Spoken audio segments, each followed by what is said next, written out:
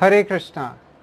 हम चर्चा कर रहे हैं ब्रह्म संहिता की, जो ब्रह्मा जी खुद स्तुति करते हैं भगवान श्री कृष्ण की, जब उनके हृदय में गायत्री मंत्र के द्वारा सारा जितना भी ज्ञान है वो प्रकाशित होता है। तो आइए शुरू करते हैं। ओम अज्ञानतिमिरन्धस्य ज्ञानांजनाशलाकया चक्षुरुन्मिलितं येन तस्मै श्री गुरुवे नमः। नमो विष्णुपादाय कृष्णपृष्ठाय भूतले श्रीमते भक्तिवेदांत स्वामिनिति नामिने। नमस्ते सरस्वती देवे गौरवाणी प्रचारिणे निर्विशेष शून्यवादी पाश्चात्य देशतारिणे। जय श्री कृष्ण चैतन्य प्रभु नित्यानंद श्री अद्वैत गदाधार शिवासादि गौर भक्तवृंद। हरे कृष्णा कृष्ण कृष्ण हरे हरे, हरे राम राम राम हरे हरे।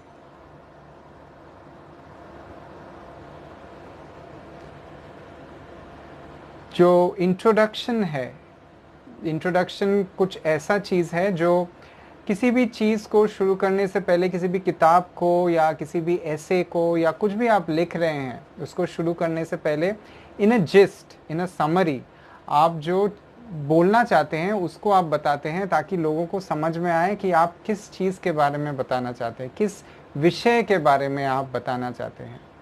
तो ऐसी ही ये जो स्तुति है ब्रह्म संहिता, इसका भी जो प्रस्ताव है, जो इंट्रोडक्शन है, वो ब्रह्मा जी इस श्लोक से करते हैं। ईश्वर परम कृष्ण सच्चिदानंद विग्रह अनादिर आदिर गोविंद सर्व कारण कारणम। Krishna, who is known as Govinda, is the supreme Godhead. He has an eternal blissful spiritual body. He is the origin of all. He has no other origin, and he is the prime cause of all causes. Hindi में अनुवाद। सच्चिदानंद विग्रह श्री गोविंद कृष्ण ही परमेश्वर हैं। वे अनादि, सबके आदि और समस्त कारणों के कारण हैं। ईश्वर परम कृष्ण, एक एक शब्द कितना सुंदर एवं महत्वपूर्ण है। देखिए, ईश्वर अर्थात मालिक, या जो अधिपति है, जिसके पास आधिपत्य है, जो प्रोप्राइटर है उस चीज का, उसको कहते हैं ईश्वर। परम, परम यानी सर्वोत्तम, सबसे ऊपर, सबसे अच्छा, जिसका कोई जोड़ नहीं है, जो बेजोड़ है, उसके जैसा और कोई नहीं है, सबसे टॉप मोस्ट जो है उसको कहते हैं परम, परम। तो जो परम ईश्वर हैं वो कौन है? वो कृष्ण है। ईश्वर परम कृष्ण। देखिए, प्रोप्राइटर अगर हम लोग बात कर रहे हैं तो किसी एक घर की या किसी एक परिवार की क्या भी प्रोप्राइटर होता है, का भी मालिक होता है।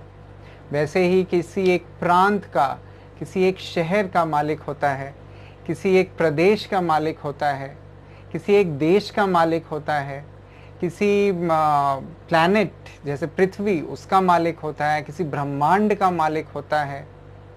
लेकिन जो परम मालिक है, जो सर्वोत्तम मालिक है, वो है कृष्ण। इन सारे मालिकों के ऊपर, सबसे ऊपर जो मालिक है वो ब्रह्मा जी बोल रहे हैं। वो कौन है?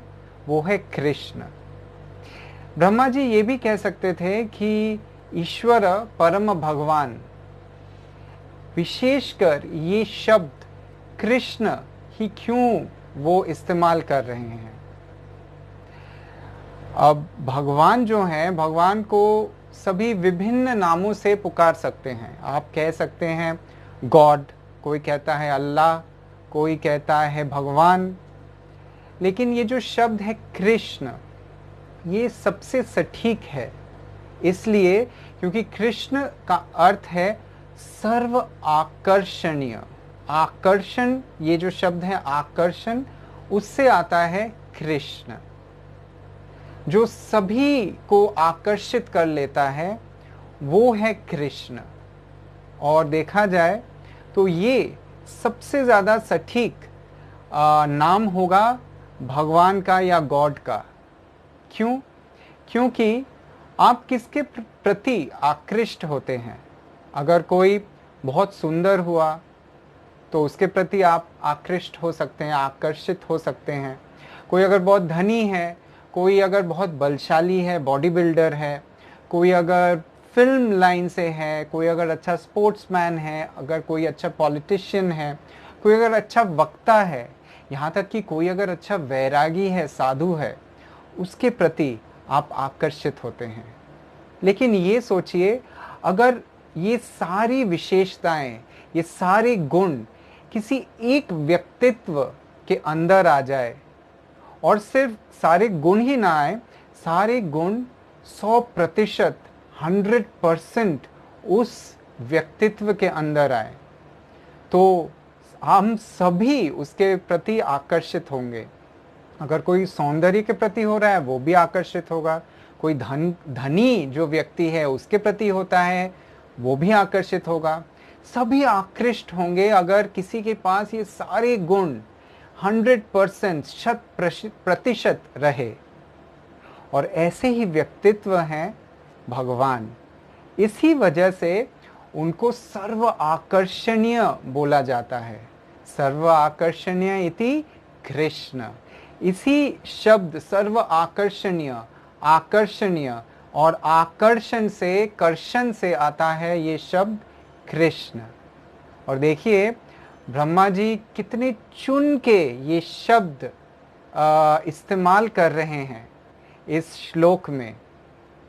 शायद इसी वजह से भगवान को उत्तम श्लोक भी कहा जाता है। उत्तम श्लोक का अर्थ है जो अति उत्तम, बहुत ही सुंदर, उत्कृष्ट शब्दों से जिनके गुणों की वर्णना होती है, उनको कहते हैं उत्तम श्लोक। भगवान का एक नाम इसलिए उत्तम श्लोक भी है। भगवान के दरअसल कई नाम हैं।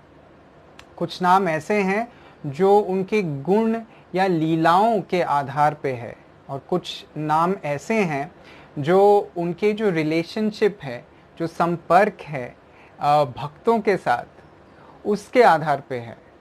गुण और लीला से आधारित, जैसे कृष्ण हुआ, मदन मोहन हुआ, या गिरिधारी हुआ जो लीला पे आधारित है। ये सारे जो नाम हैं ये उनके लीला या गुणों के आधार पे है। नंद दुलाल, यशोदा नंदन, राधापति, लक्ष्मीपति, ये सारे नाम हैं जो उनके भक्तों के साथ जो संपर्क है उस पर आधारित है।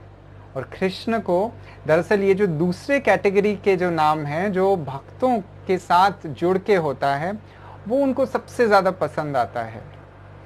उनको ये नाम भी पसंद है, लेकिन ये नाम उनको ज़्यादा पसंद है क्योंकि कृष्ण भक्त वत्सल हैं। भक्तों के साथ जुड़ के रहना ही उनको सबसे अच्छा लगता है। और इसी वजह से जो सर्वोत्तम भक्त हैं, जिनको हम श्रीमती राधा रानी या राधा के नाम से जानते हैं, इसी वजह से उनके नाम से पहले श्रीमती राधा रानी का नाम आता है। उनको यही पसंद है कि उनके भक्त का नाम सबसे पहले लिया जाए।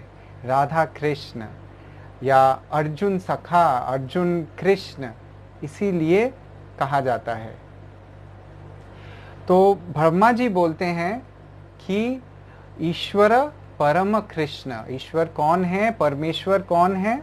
वो हैं कृष्ण। एवं सच्चिदानंद विग्रह। उनका रूप कैसा है? सत, चिद एवं आनंदमय। सत यानी समथिंग विच इज इटर्नल, जो अविनाशी है, जिसका कभी भी विनाश नहीं होता है, हमेशा से निरंतर वो वैसे का वैसा ही है, उसको कहा जाता है सत या इटर्नल। चित यानी फुल ऑफ नॉलेज, मतलब संपूर्ण ज्ञान जिसके अंदर है, उसको कहते हैं चित। और तीसरा है आनंदमय है वो। तो ये सच्चिदानंद, उनका जो स्वरूप है वो सच्चिदानंद है।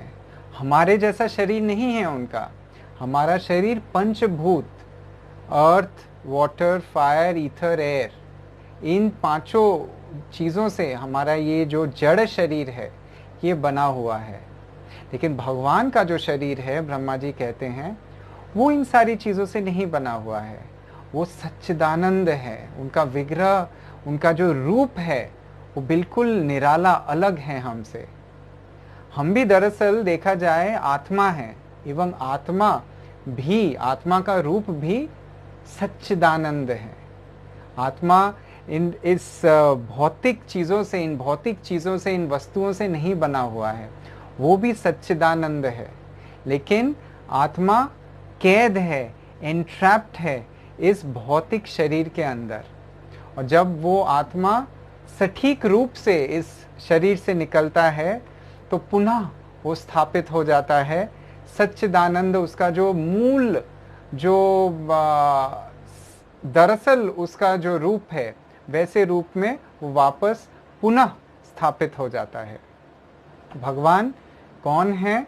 जो परम ईश्वर हैं, वो कृष्ण हैं। एवं उनका रूप जो है, ब्रह्मा जी कहते हैं कि उनका रूप सच्चिदानंद है। आगे कहते हैं अनादिर आदिर गोविंद। गोविंद कृष्ण जो हैं वो अनादि हैं, मतलब सबसे पुराने, उनसे पुराना और कुछ नहीं है। वो न आदि इति अनादि, जिनके आदि कोई नहीं है, उनके पूर्व, उनसे पहले और कोई नहीं है। वो सबसे पुराने हैं, सबसे पहले वही थे भगवान, तब से वो वैसे ही चले आ रहे हैं।